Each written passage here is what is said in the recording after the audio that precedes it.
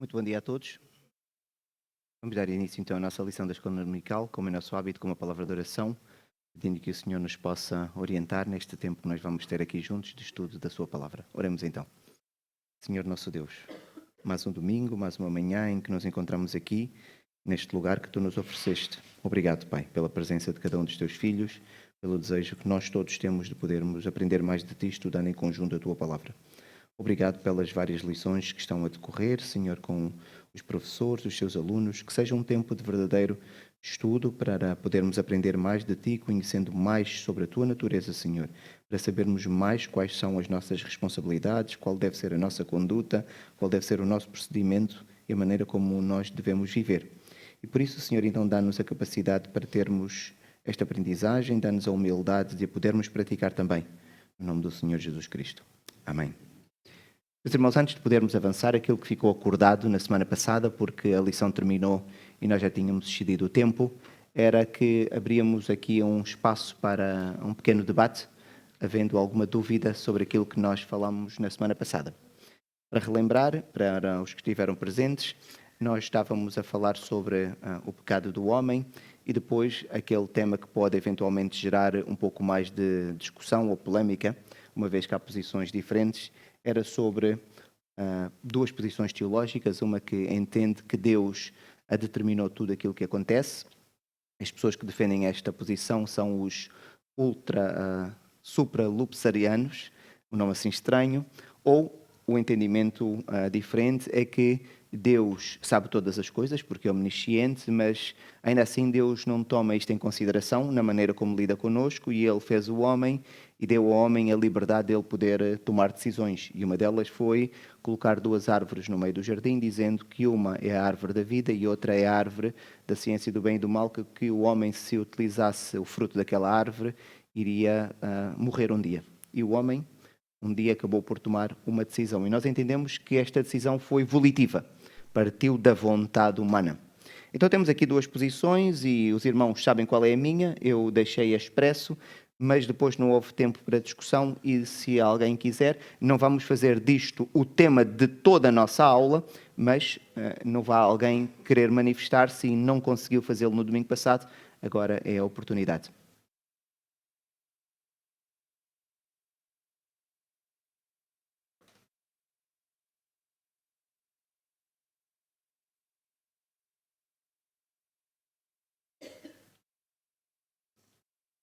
Então podemos seguir. Se alguém um dia quiser falar mais sobre este assunto, podemos depois também falá-lo em grupos mais pequeninos.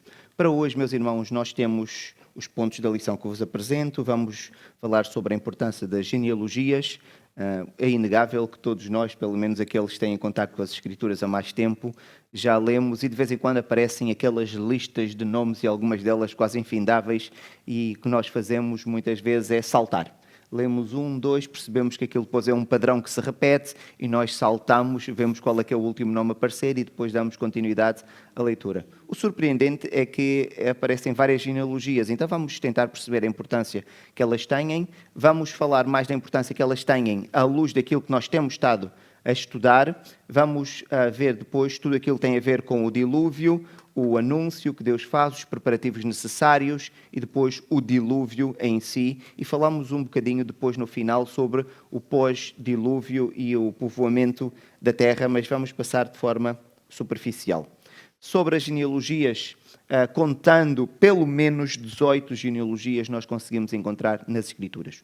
Umas maiores do que outras, por exemplo, a descendência de Caim não é uma genealogia muito extensa, mas encontramos outros textos onde aparece ali uma genealogia muito mais extensa. E eu salientei aquela referência de 1 de Crónicas, e se os irmãos pegarem e começarem a ler o primeiro livro das Crónicas, vão encontrar uma coisa surpreendente, é que do capítulo 1 ao capítulo 9 são apenas genealogias. E nós encontramos ali genealogias de várias famílias e depois vamos encontrar a genealogia de cada tribo de Israel.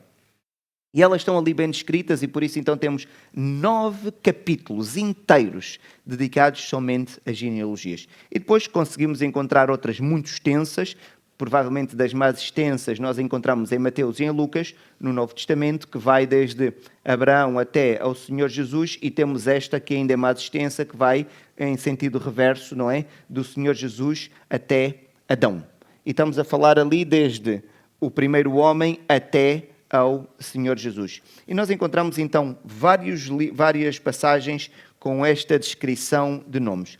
Nós devemos sempre que encontrarmos alguma coisa na Bíblia partir daquele princípio que nós definimos logo quando começamos a estudar o livro de Gênesis, que é o seguinte: toda a Escritura ela foi divinamente inspirada, o que significa que tudo o que está no texto bíblico foi inspirado por Deus e apenas lá está aquilo que Deus quer que esteja.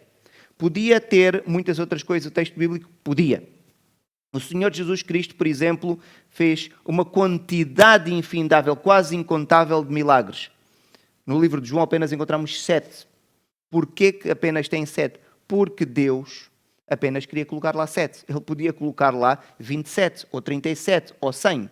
Mas ele apenas quis colocar aqueles 7. O que significa que as Escrituras têm aquilo que Deus queria que nós pudéssemos ter contacto, conhecimento, soubéssemos, mas podia ter outra coisa qualquer. E as Escrituras, ela serve para quê? Para que o homem de Deus seja perfeito e perfeitamente habilitado para toda boa obra, para ser bom cristão, vamos dizer assim. Então, se as genealogias aparecem na Bíblia, nós temos que partir deste princípio em que ela tem que ter alguma utilidade. Volto a repetir, se não tivesse utilidade para nós, Deus podia meter outra coisa qualquer. Mas Deus decidiu deixar lá esta informação. Então, qual é a utilidade ou a importância das genealogias? Bem, temos várias, vamos destacar apenas aqui 4 aspectos, sendo que um deles é aquilo que nos interessa, que eu depois vou salientar. A primeira tem a ver com a conservação e a confirmação da história, principalmente numa cultura diferente da nossa. Não se esqueçam que a Bíblia foi escrita, e principalmente o Antigo Testamento, trata da história de Israel, onde era uma cultura com tradição oral. E a genealogia era importante. Eu não sei quem era o meu tetravó. Se vocês me perguntarem, eu não sei o nome. Mas também não tenho muita preocupação, porque um dia, se eu quiser, vou ao cartório ou a um registro civil e provavelmente eu consigo saber qual é a minha ascendência. Não era assim que funcionavam as coisas. As coisas funcionavam por transmissão oral. E quando as coisas funcionam por transmissão oral, ocorrem muitos erros. Basta nós percebermos, quando estamos a brincar, eu conto uma história a uma pessoa, esta pessoa conta a história a outra pessoa, esta pessoa conta a história a outra pessoa, e nós, quando vamos comparar a história original com a história na quarta ou na quinta pessoa, vemos que já houve um grande desvio. Então imaginem uma cultura em que a tradição é oral, as coisas vão passando de boca em boca. É natural que haja desvios. Então, numa cultura assim, era importante que em algum documento, e Deus, na sua infinita sabedoria, sabia que a história de Israel havia de estar retratada naquilo que nós hoje conhecemos como Bíblia, era importante que isto pudesse ser preservado, estava materializado. Então, isto era uma maneira de Deus poder materializar para não haver desvios ou perda de informação. Também era importante para questões jurídicas. Várias vezes nas Escrituras nós encontramos certas disputas e era importante saber quem era o pai de quem. Isto era importante ficar bem determinado e as genealogias serviam para isso. Por exemplo, na altura em que as pessoas estavam para regressar do cativeiro, lembram-se? Esdras, como sacerdote, ele queria regressar e queria estabelecer o culto. E no regresso de Esdras do cativeiro, vieram vários sacerdotes com ele. E houve uma preocupação muito grande da parte de Esdras. Alguém lembra-se? Era determinar a origem familiar de cada sacerdote. Porquê? Os sacerdotes estavam divididos por famílias. Alguém ainda se lembra das famílias dos sacerdotes? Os coatitas, os meraritas e os gersonitas. E cada família tinha uma responsabilidade. Por exemplo, imaginem que há uma família, agora não sei qual é, que tinha a responsabilidade de tratar das coisas sagradas do templo, do tabernáculo ou do templo. Imaginem se eu, que não era desta família, fosse colocado na lista dessa família erradamente e eu tocava num objeto sagrado, o que é que iria acontecer? Morte. Não era para brincadeiras. As famílias tinham responsabilidades diferentes. Então o Esdras, quando começa a ver a origem daquelas pessoas que eram da tribo de Levi, e ele começa a organizá-las. E o livro tem ali uma coisa interessante. Havia uma série de pessoas. E eles não conseguiram determinar a origem. E o que é que foi feito com essas pessoas? Nada. Ninguém arriscava atribuir uma família ao acaso. Porquê? Não se sabia qual era a origem. Então, as genealogias servem também para tratar questões jurídicas para determinar a origem. Por exemplo, neste caso em particular que eu estava a referir, dos levitas, por causa da responsabilidade da sua função. Porque se eles estivessem a fazer uma coisa da família errada, nós sabemos que Deus castigava com a morte. Então não era uma coisa de ânimo leve. E também para nós podermos estabelecer a relação entre os patriarcas, Abraão, Isaque e Jacó, e ficar bem claro que eles são os pais do Senhor Jesus. E que aquela é a família que Deus escolheu para redimir toda a humanidade. E isso também era importante e por isso encontramos várias genealogias. E eu destacava para hoje o quarto ponto, que as genealogias são importantes para nós conseguirmos ter uma visão melhor do tempo nas Escrituras. E nós vamos ver a utilidade disto para nós. Vejamos o seguinte. Nós temos aqui os nomes desde Adão até Noé.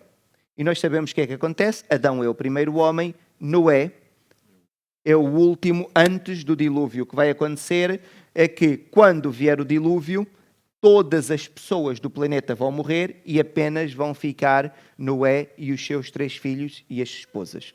Então, temos os nomes todos e eles são filhos uns dos outros.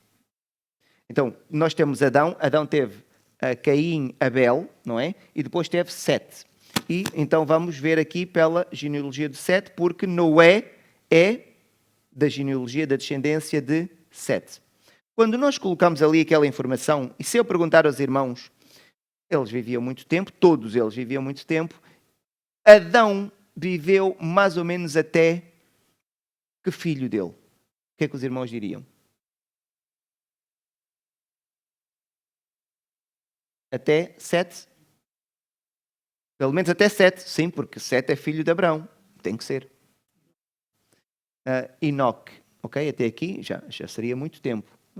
Então vamos tentar colocar agora neste gráfico. Nós temos ali a linha do tempo e as Sagradas Escrituras dizem-nos exatamente quando é que cada um daqueles homens nasceu. Adão nasceu no ano 0, na verdade não nasceu, foi criado no ano 0, e todas as outras pessoas nós conseguimos saber exatamente em que ano nasceram, porque diz sempre qual era a idade do seu pai. Então o que eu fiz, simplesmente isso, vejam, nas Sagradas Escrituras diz, Adão quando tinha 130 anos, teve 7. E depois diz, 7, quando tinha 105 anos, teve Enos. Então, se Adão, quando tinha 130, teve 7, foi no ano 130. Se 7, quando tinha 105, teve Enos, foi no ano 235. Então, nós conseguimos saber exatamente em que ano cada uma daquelas pessoas nasceu. E quando nós colocamos este mapa assim, e agora nós sabemos que Adão viveu 930 anos, isto vai nos dar o seguinte, estão a ver? Adão viveu até Lameque. Só Noé nasceu no ano 1076, é que não viu Adão. O que significa que todas aquelas pessoas, até Lameque, que era pai de Noé, todas elas ouviram o relato em primeira mão, diretamente da fonte, de como era o paraíso. E de como era viver com Deus e poder falar com Ele no mundo sem pecado. E poder ouvir quanto tempo foi a criação, porque Deus provavelmente explicou a Adão. E poder saber porque é que aquele animal chamava-se aquele nome, porque foi Adão que deu o nome. Então, estas pessoas todas, até a geração em que morreram todos, tiveram contacto direto. E quando nós olhamos para isso, percebemos, Se calhar a perspectiva em termos de tempo é diferente daquela que nós tínhamos na cabeça. As genealogias permitem-nos fazer isto. Tentar ter uma estimativa, por exemplo, dos anos que o planeta tem, através das genealogias. Então, quando nós olhamos para isto, nós conseguimos ter ali muita informação e que é muito útil. Mas avançando, meus irmãos, já vimos na semana passada, o Senhor Deus fez o homem corrompeu-se e percebemos que o pecado é uma coisa muito grave. Porquê? O pecado corrompeu o homem a todos os níveis. É uma corrupção total. O que é que isto significa? Que o homem agora só faz maldade? Não. Mas o homem tem potencial para cometer qualquer pecado, porque todas as áreas da sua vida estão completamente corrompidas. Se não adulterou, tenha cuidado, pode fazer. Se nunca roubou, tenha cuidado, pode vir a roubar. Se nunca cometeu homicídio, também tenha cuidado, tem potencial para isso. Nenhum de nós está isento de cometer algum tipo de pecado. Em potencial, nós podemos fazer tudo. E isto até não é bom, ajuda-nos a ter cuidado e a sermos vigilantes e ajuda-nos também a sermos, se calhar, um pouco mais delicados para com aquelas outras pessoas que cometem os grandes pecados que nós ouvimos e nós pensarmos, podia ter sido eu. Então devemos condenar o pecado? Sim. Não devemos elogiar a pessoa. Mas devemos, se calhar, ser amorosos com a pessoa, sabendo que aquela pessoa não é pior do que nós. Porque ela está completamente corrompida, assim como nós estamos completamente corrompidos. E isto fica muito claro nas Escrituras, quando o Senhor agora olha para o planeta e diz: viu o Senhor que a maldade do homem se havia multiplicado e era continuamente mau todo o desígnio do seu coração. E quando nós estamos a ler esta passagem, meus irmãos, estamos a falar que o Senhor está a ver isto na geração de Noé. Ou seja, é a primeira geração, mas ainda se calhar, mas quando o Senhor está a dizer isto, Lameque ainda estava vivo, o que significa que ainda estavam vivas várias pessoas que tiveram contacto direto com Adão. E a corrupção era total. A corrupção era total para Deus poder dizer isso. E o que é que o Senhor então vai dizer? Vai ver que a terra está completamente corrompida e novamente nós encontramos isso em Gênesis nos versículos 6, 11 e 12 e diante de tanta maldade que havia e que não parava, não se esqueçam, continuamente mal. Podia ser uma maldade temporal, sazonal e depois parava. Não, aquilo não tinha fim, era constante. Era o nosso coração, era o nosso coração. Deus vai decidir destruir toda a humanidade. E é uma decisão que Deus toma e diz o texto, disse o Senhor: farei desaparecer da face da terra o homem que criei. O homem e o animal, os répteis e as aves do céu. Deus diz: eu vou ter que destruir tudo. Tudo está completamente corrompido. É que a corrupção humana afetou a terra a todos os pontos. Porque o Senhor, porque é que tinha que destruir os animais? Se calhar não precisava. Mas até os animais foram afetados pelo comportamento do homem. Tudo estava completamente contaminado pelo pecado. Volto a dizer, a maldade hoje é muito grande, mas Deus não decidiu destruir tudo. A maldade naquele tempo, para chegar ao ponto de Deus dizer que vai destruir, era num ponto que nós não conseguimos imaginar. Era num ponto que nós não conseguimos imaginar. Várias razões, já analisámos várias vezes. Uma delas é porque eles viviam muito tempo. Imagina eu desenvolver o ódio por alguém durante 50 anos. Agora multiplica eu ter ódio, a minha família ódio contra outra família durante 500 anos. As ações que nós não podemos fazer. E eu passo o meu ódio para os meus 90 ou 100 filhos que eu tiver, porque eu tenho muitos anos para ter muitos filhos. Imaginem como é que a maldade se multiplicava. Estão a ver? E depois, eles eram tecnologicamente muito desenvolvidos. Uma coisa é eu ser muito mau e não ter tecnologia ao meu dispor. Outra coisa é ser muito mau e ter tecnologia que eu possa utilizar. Aqueles povos, não se esqueçam, eles não estavam expostos à poluição, o cérebro deles funcionava melhor que os nossos. Eles, se calhar, não tinham o avanço tecnológico que nós temos hoje, mas tinham um avanço tecnológico muito grande. Para os irmãos terem uma ideia, nas genealogias, aquelas que nós encontramos antes de Noé, eles já dominavam a arte do ferro. A Bíblia diz-nos isso. Davi, quando era rei de Israel, muitos anos depois, vários milénios, Israel não dominava a arte do ferro. E estes homens já dominavam, a tecnologia era muito avançada. muito avançada. Então imaginem eu ter agora este poder da tecnologia com a capacidade de eu poder viver 900 anos. O mal que eu não podia causar. Então a maldade espalhou-se de tal maneira que Deus disse, chega. E não parava, e não parava. Então Deus disse que iria destruir todas as coisas. E Deus vai, no meio de tanta corrupção, encontrar um homem justo da descendência de Sete. E a Bíblia é muito clara, diz, porém Noé achou graça diante do Senhor. Eis a história de Noé. E agora os irmãos vão ver qual é a história de Noé. E está narrada numa frase. Noé era homem justo e íntegro entre os seus contemporâneos. Noé andava com Deus. Pronto, está aqui a descrição da história de um homem. E agora alguém diz, mas que história é esta? Mas se alguém é justo e anda com Deus, tudo o resto não faz sentido. Vou dizer o quê? Que tem 2 metros? Tem 1,80 m? Que gosta de comer carne ou gosta de comer peixe? É irrelevante. E eu gosto muito desta narrativa. A história do homem é basicamente dizer que era um homem justo e íntegro e que se destacava das pessoas do seu tempo entre os seus contemporâneos. E isto para nós é uma lição tremenda. Não se esqueçam que versículos antes descrevia a terra como um antro de pecado. A terra era um antro de pecado. Mas havia um homem que vivia neste meio pecaminoso, tão pecaminoso que Deus disse, eu vou matar todas as pessoas. E há um homem que Deus diz, há um justo. Eu fico a pensar, este homem, como é que ele vivia no meio daquelas pessoas todas? É porque não é análise de um outro homem a dizer que não é justo, é análise de Deus. Ou seja, Deus olhou para o coração e o coração determina as nossas ações.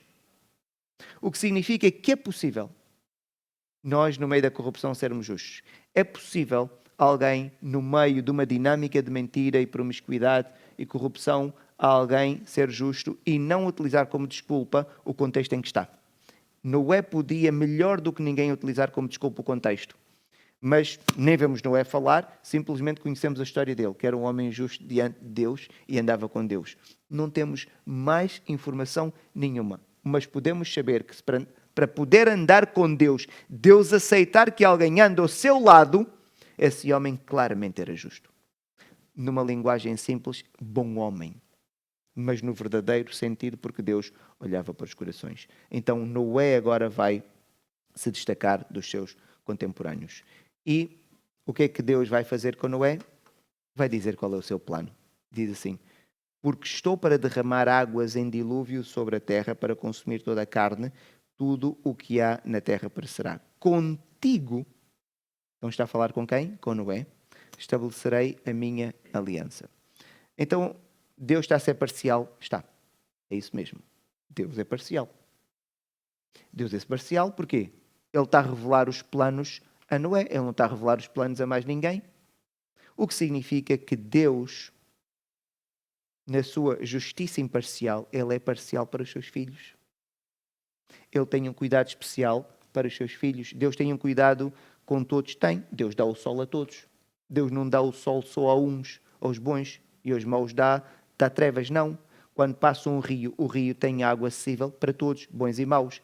Mas Deus é parcial para os seus filhos de forma benéfica. E aqui vemos o Senhor olhar para aquele homem e dizer, eu vou revelar a este homem o meu plano.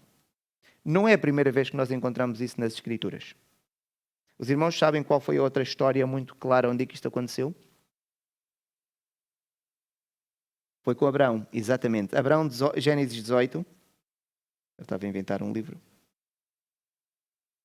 Gênesis 18, 17 até 21 diz o seguinte, também é uma história muito semelhante. Deus está para destruir a cidade de Sodoma e Gomorra e as Escrituras dizem que o clamor chegou até aos céus.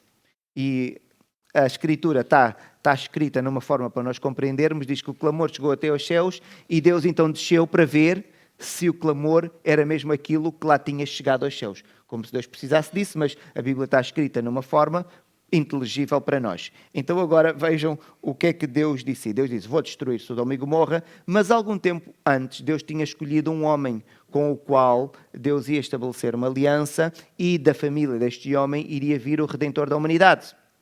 E este homem, Deus quando o escolhe, nós sabemos que também ele era o pai da fé, era alguém que entre os seus contemporâneos se destacou pela fé que desenvolveu por Deus. Não tinha virtude nenhuma este homem, atenção. Agora, Deus que tem uma relação de proximidade com este homem, Deus agora vai destruir Sodoma e Gomorra, e vejam o que é que Deus disse. Disse o Senhor, está Deus a falar para si próprio. Ocultarei a Abraão o que estou para fazer, visto que Abraão certamente virá a ser uma grande e poderosa nação, e nele serão benditas todas as nações da terra, porque eu o escolhi para que ordene a seus filhos e a sua casa depois dele, a fim de que guardem o caminho do Senhor e pratiquem a justiça e o juízo, para que o Senhor faça vir sobre Abraão o que tem falado a seu respeito. E podíamos continuar até o 21, e é mais uma história onde nós encontramos precisamente Deus a dizer, eu tenho este plano. Deus não tem que revelar o seu plano a ninguém, mas Deus diz, mas vou ocultar desta pessoa com quem eu tenho uma relação tão próxima. E Deus decide partilhar o seu plano com Abraão. E tinha mais uma coisa interessante. Naquela cidade havia um homem, que a Bíblia descreve-nos como justo. E Deus decide salvar por ser justo, mas também por ser o quê? Da família de Abraão. E vemos a parcialidade que Deus tem para connosco.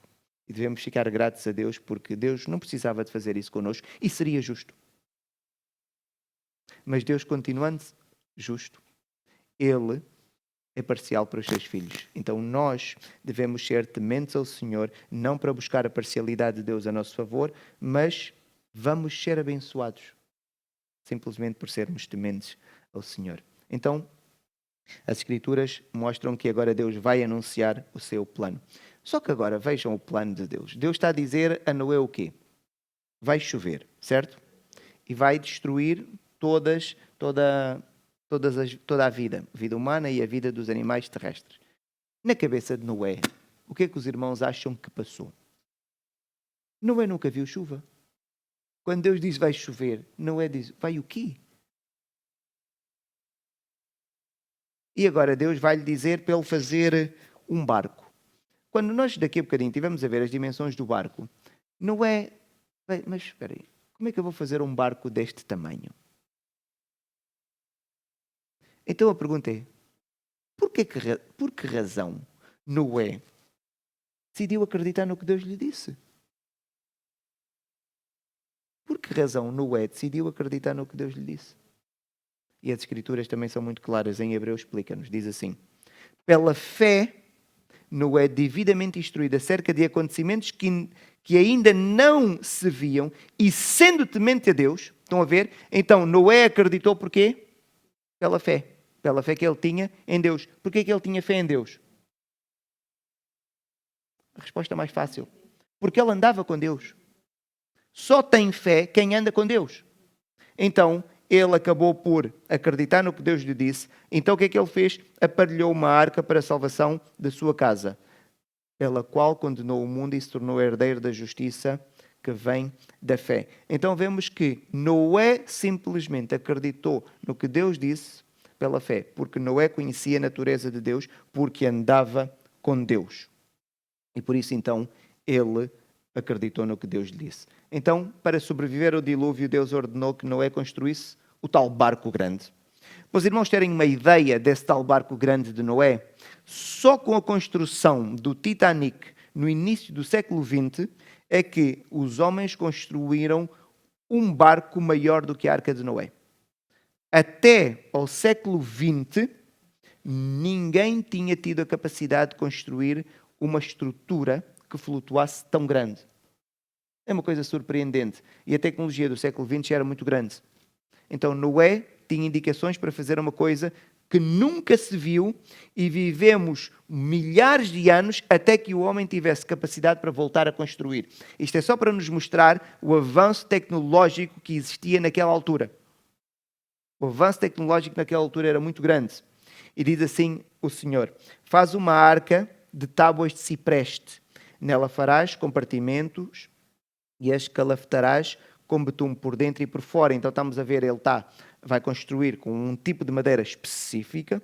Deus está a dar indicações específicas para ele fazer compartimentos. Ele agora vai ter que revestir bem esta arca, por dentro e por fora. Deste modo a farás, e depois Deus vai dar aqui o comprimento, 300 côvados será o comprimento, de 50 a largura e a altura de 30. Então Deus está a dizer exatamente as medidas, de modo a que nós hoje conseguimos calcular para ela o volume, tendo aqui estas 3 referências. Farás ao seu redor uma abertura de um côvado de altura, cerca de meio metro, que vai ficar como se fossem janelas. A porta da arca colocar lateralmente, há uma porta que fica de lado, não está de frente nem atrás. Não se esqueçam, se estivesse de frente estava a sofrer o embate todo da água, porque a arca ia agora estar ali mais ou menos à deriva, então está de lado, está mais protegida. Farás pavimentos na arca, um em baixo, um segundo e um terceiro. Então estamos a falar aqui de uma estrutura que tem 3 pisos, se fosse um prédio, como se fossem 3 andares, para ser mais fácil para nós conseguirmos perceber.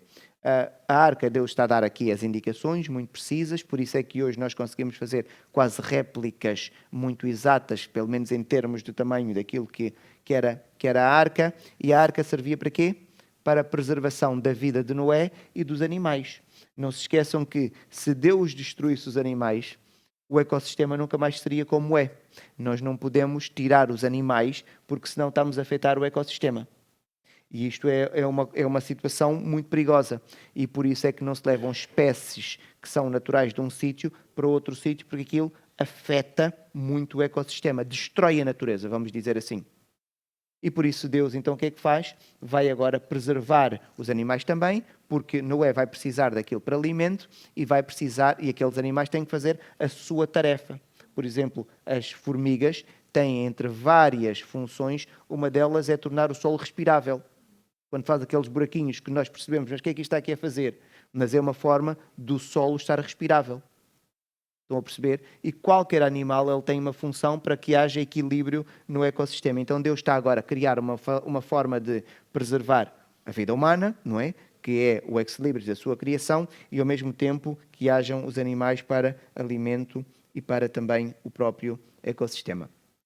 A arca, então, foi feita com esta finalidade, e agora Deus vai dizer quem é que entrava na arca. Já sabemos que era Noé e a sua família, e agora pergunta, e quais são os animais? E Deus agora também vai explicar com calma quais são os animais que vão entrar na arca. E Deus diz assim, de tudo o que vive, de toda a carne, 2 de cada espécie, macho e fêmea, farás entrar na arca, para os conservares vivos contigo.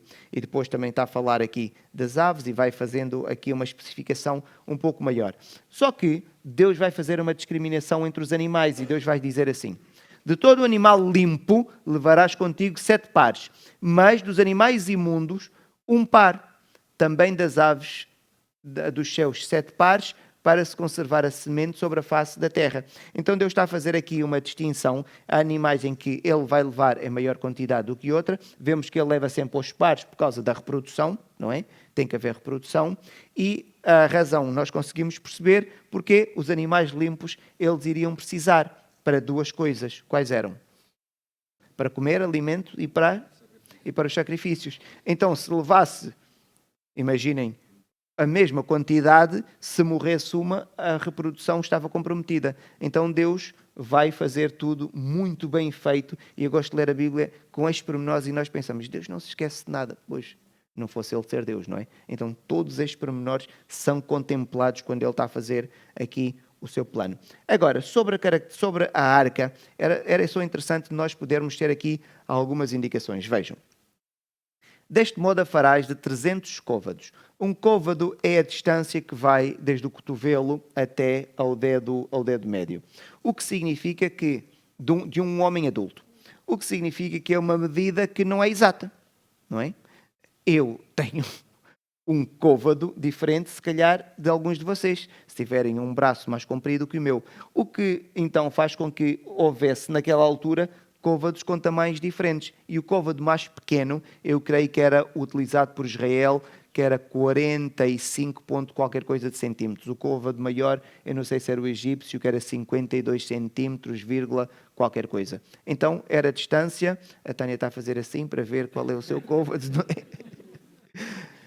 Então, era uma distância que não é muito exata. Daí, quando tiverem a consultar alguns comentários bíblicos, os irmãos vão encontrar valores diferentes e vão dizer que um está certo, um está errado. Não, um utiliza um côvado como referência, outro utiliza outro côvado como referência. E por isso então nós temos aqui pequenas variações. O que eu fiz foi uma série de cálculos utilizando o côvado na sua dimensão mais pequena.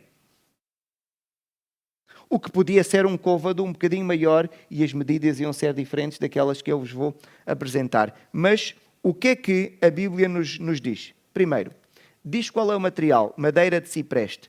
Por exemplo, quando Salomão estava a fazer a construção do templo, Deus não disse para utilizar madeira de cipreste. Foi outro tipo de madeira. O cipreste, por exemplo, não é como o cedro do Líbano, tem características diferentes. O cedro é uma madeira robusta, que dura muito mais tempo. O cipreste é uma madeira que não é tão robusta, mas é melhor para flutuar, é mais leve. E tem uma coisa boa, não se esqueçam, como qualquer material, quando está exposto, por exemplo, a variações de temperatura, os materiais dilatam ou contraem. O cipreste é uma madeira muito mais estável. Porque se for uma madeira, por exemplo, que dilata e contrai, aquilo que é que ia fazer ao betume? Partia. O cipreste é muito mais estável, não sofre tanta variação, não sofre tanta influência consoante a variação da temperatura. Então, Deus escolhe uma madeira que é leve, é resistente, tem um aroma muito agradável e é uma madeira importante contra insectos e fungos. Não se esqueçam que eles vão estar agora no ambiente úmido.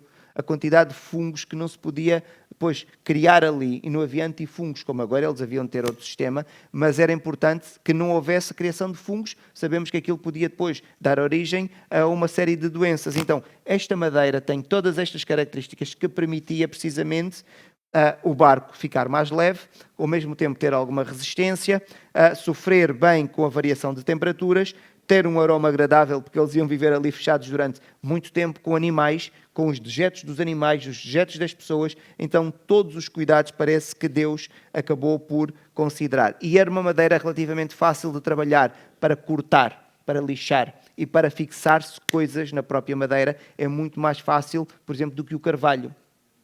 Então, Deus vai dizer exatamente de madeira de cipreste. Não é qualquer uma. Deus escolhe. Deus escolhe. Em relação ao comprimento, nós temos ali, considerando o côvado no seu tamanho mais pequeno, 135 metros, temos ali 14 metros de altura, bem 3 andares, até talvez, se fosse com um pé baixo, até daria para mais, mas estamos a falar ali 3 andares com um bom pé, não é? Ninguém tem uma casa em que do chão ao teto são 4 metros. Isto seria uma casa muito alta, não é? Temos uma largura de 23 metros e com estes dados todos, temos um volume ou seja, o espaço que está lá dentro de 41 mil metros cúbicos. Temos 3 pisos, temos uma janela ao redor, imaginem o barco, não é? E ao redor tem uma janela em cima de cerca de um côvado. Este é o tamanho, um côvado das janelas, provavelmente havia várias, e tínhamos uma porta na parte lateral, e isto era importante, se a porta estivesse de frente, imaginem, é onde o barco sofre mais impacto. Por isso é que a estrutura, quando os irmãos veem o navio, a parte da frente normalmente é mais pontiaguda, é de uma estrutura muito mais rígida que as partes laterais, precisamente por causa do impacto que sofre, não é? Então, temos aqui mais ou menos a informação que nos permite retratar a arca. Considerando o volume, nós conseguimos ter uma ideia daquilo que podia caber dentro da arca. Então, uma arca podia ter 1.284 contentores de 20 pés. Eu não sei muito bem como é que isto funciona, mas eu sei que o Lionel trabalha na Gel Peixe com isto. 20 pés significa o quê, exatamente?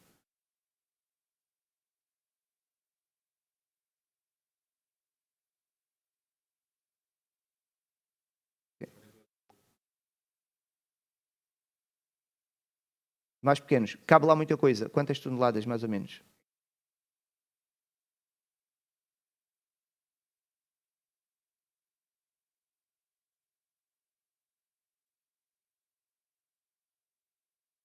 Estamos a falar de 20 toneladas. Cabem ali dentro. Um pé. Estamos a ver então, dentro deste contentor dá para termos uma ideia então agora da carga que este barco podia levar.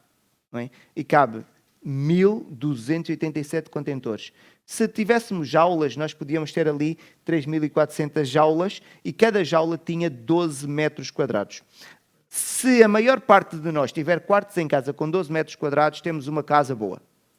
Há uma outra pessoa que tem um quarto um bocado maior, mas de uma maneira geral eu creio que nós não temos quartos em casa com muito mais do que 12 metros quadrados e muitos de nós até temos quartos mais pequenos do que 12 metros quadrados. Então estamos a falar aqui de uma jaula com uma boa área. E, fazendo as contas, dava para entrarem naquela arca 120 mil animais do tamanho de uma ovelha, considerando aquelas dimensões. Agora os irmãos dizem, e entraram lá os animais todos? 120 mil é muito, mas existem muitos animais. Não existem tanto quantos nós pensamos. Vamos fazer aqui algumas contas considerando as espécies. Existem atualmente identificadas 290 espécies maiores do que uma ovelha. Não existem assim tantas. Vamos utilizar a ovelha como tamanho de referência. E existem 757 espécies entre o tamanho do rato e da ovelha. E depois temos espécies menores que o rato, temos ali aquele número 1359. E agora, isto vai dar aquele total de espécies, 2406. Agora o irmão diz, mas eu já encontrei uma lista, tinha um pouco mais. Sim, se calhar alguma descoberta que foi feita mais recentemente, vai encontrar ali alguma espécie. Agora o irmão tem atenção. Estamos a falar da espécie. Ali não entrou o caniche, o doberman, o pastor alemão. Entrou, se calhar, o cão é o animal imundo, entraram um cão e uma cadela, que tinham potencial para depois dar aso a que se transformassem nas várias raças que nós temos hoje. Não entrou 2 de cada raça. Ali está a falar de espécie. Estão a perceber? Então basta entrar um cão e uma cadela. Até porque muitas das raças que nós temos hoje, elas nem são naturais. Somos nós que criamos em laboratório. Por exemplo, o pastor alemão é um cão feito em laboratório. Aquela raça não existia na natureza. Nós é que criamos. Agora o irmão diz, mas isto é possível? É. A cenoura que o irmão tem em casa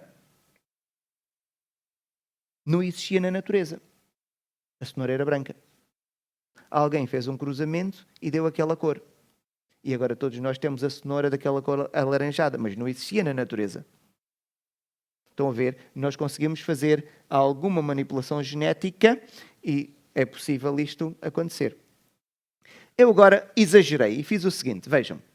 Considerando aquele número, não se esqueçam, tínhamos animais imundos e animais puros. E dos imundos entravam quantos? 2. Dos puros entravam quantos? 7 pares, não é? Por isso é que eu multipliquei por 2. Eu vou considerar que vai entrar 7 pares de cada. Seja imundo, não seja. Seja imundo, não seja. Então, estão ali 7 pares, vezes 2. E se eu multiplicar, dá quantos? 33.684. Mas na arca cabia quanto? Claro que cabia. Estamos a falar de um barco que era mais comprido que um estádio de futebol.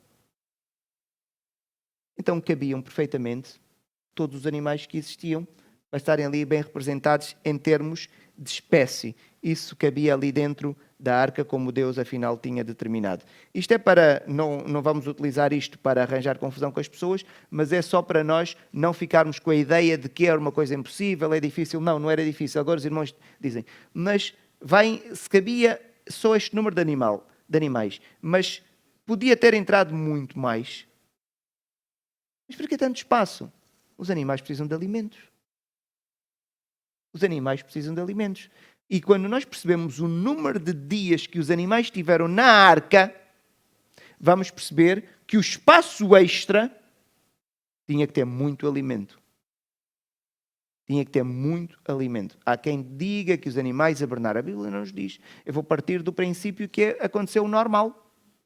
Os animais precisavam de alimento.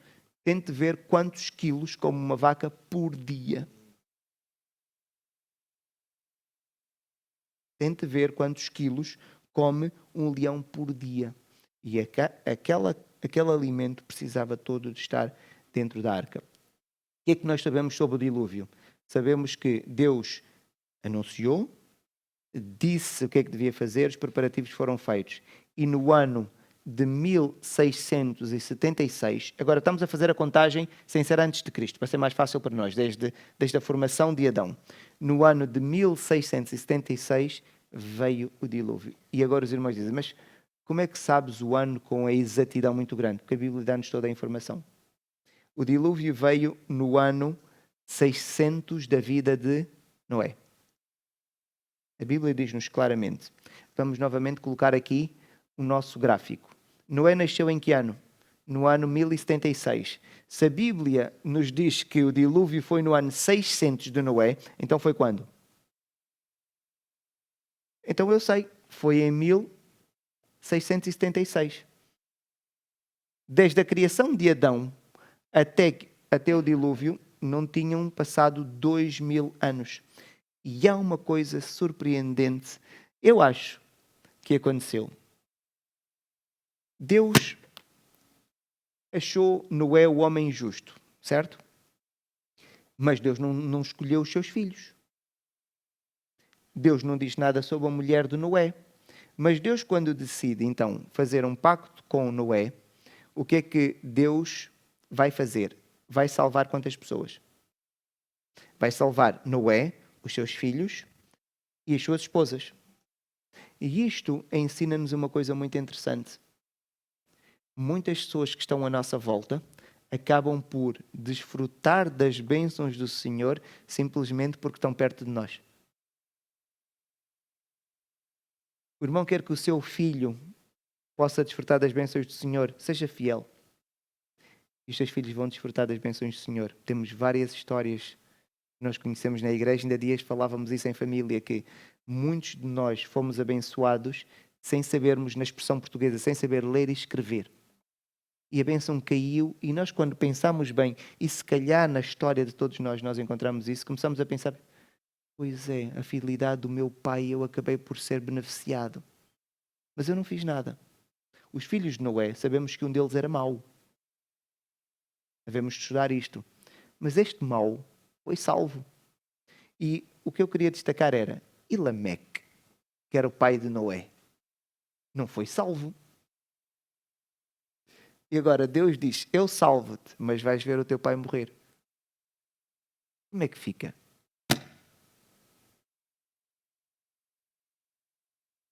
Só que quando nós fazemos as contas, encontramos uma coisa interessante. Lameque, coincidência, morreu no ano 1671. Então, Noé não teve o dilema de ver a morte do seu pai. Não sabemos porque é que demorou tanto tempo a construir a arca, Deus sabe, mas eu acredito. Agora, isso é uma questão de opinião. É opinião. Conhecendo a natureza de Deus, que Deus não iria permitir que isto acontecesse. Que Noé pudesse agora entrar no barco, salvar a sua família e deixar o seu pai. Então, ele viveu a sua vida.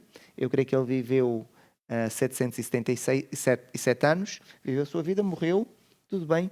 Noé, então, continuou mais 5 anos, entrou na arca e assim sobreviveu ele e a sua família. E Deus não fez com que ele tivesse que deixar o seu pai para trás, meus irmãos. E que possamos hoje nós sermos fiéis, porque é a nossa obrigação, com a certeza de que provavelmente os nossos filhos, mas é um provavelmente com muita certeza associada, vão desfrutar das bênçãos do Senhor por causa da nossa fidelidade. E a Bíblia tem uma série de exemplos que mostram isso. A história do rei Salomão. A Bíblia diz que Deus amava muito Salomão.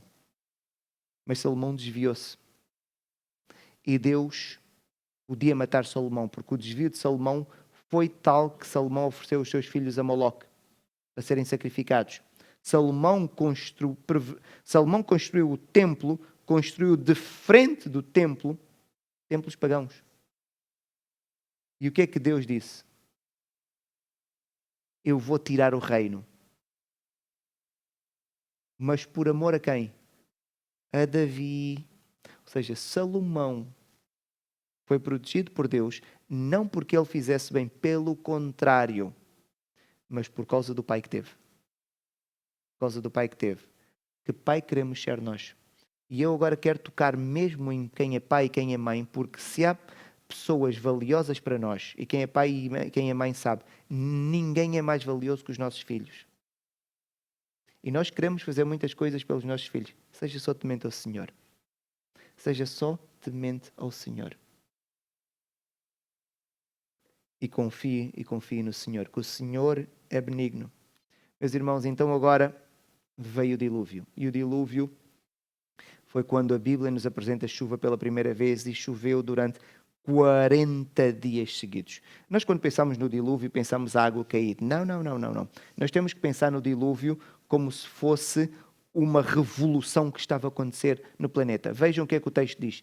Nesse dia, no dia em que começou a chover, romperam-se todas as fontes do grande abismo. O abismo está onde?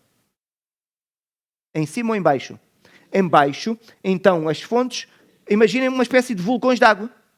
Começou agora a explodir. O planeta começou a haver erupções de água, como se fossem explosões, vulcões. Bum. Ou seja, isto ficou revolto. E depois, e o que é que abriu mais? As comportas do céu. Então era a cair de cima e a água vir de baixo. As coisas a explodirem, porque devia vir com grande pressão.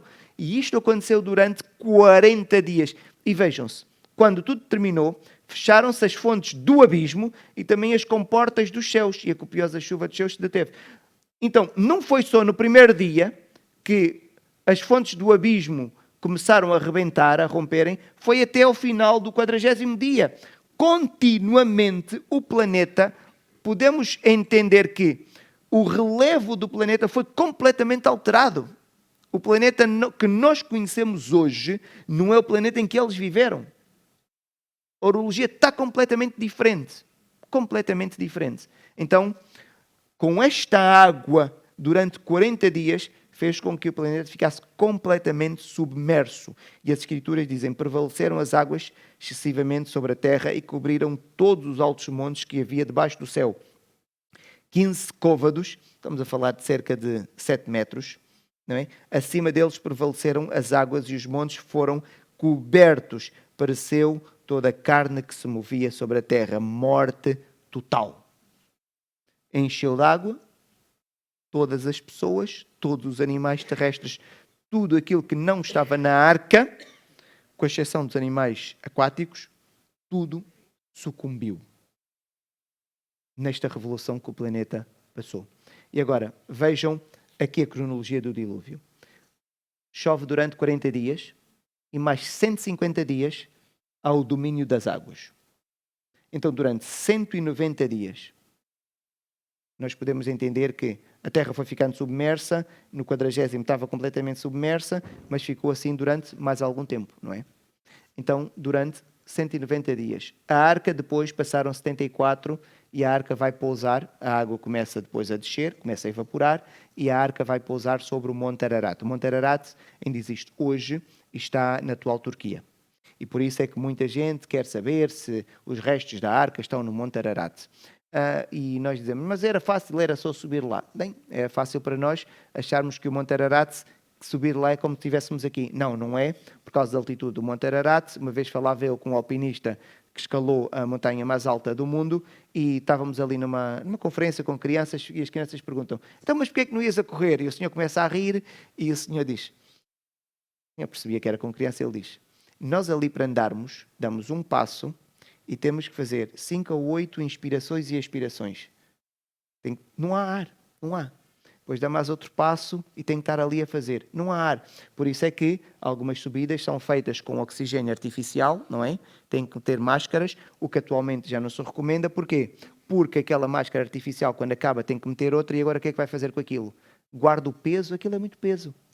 Então deita fora. Então as montanhas têm muito lixo por causa disso. Quando os irmãos encontram às vezes ouvem notícias na televisão, morreu alguém a 5 mil metros de altitude, ou 6 mil metros, e o cadáver está lá. E porquê é que não se vai recuperar? Como é que se vai buscar aquele corpo?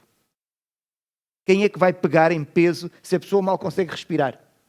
Então, tudo isto dificulta esta ideia que nós temos. É só subir lá e ver se existe restos. Já foi há tanto tempo, a madeira já se decompôs. Por isso, os crentes, quando entram nestas discussões, é discussões estéreis para perder tempo, não é? Não é fácil e provavelmente aquele material já se decompôs, já desapareceu.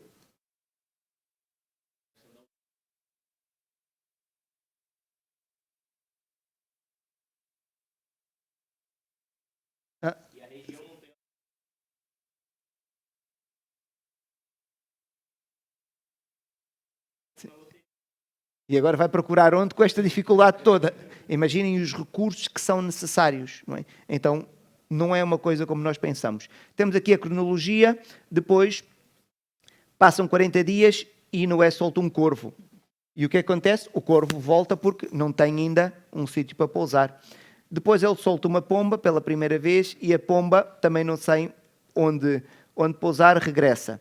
Depois solta uma segunda vez e a pomba traz uma flor, eu creio que é de oliveira. E ele, ok, então as árvores já estão a começar a aparecer. Depois solta a pomba a terceira vez e a pomba já não vem. Significa que a pomba encontrou um sítio e continua a sua vida.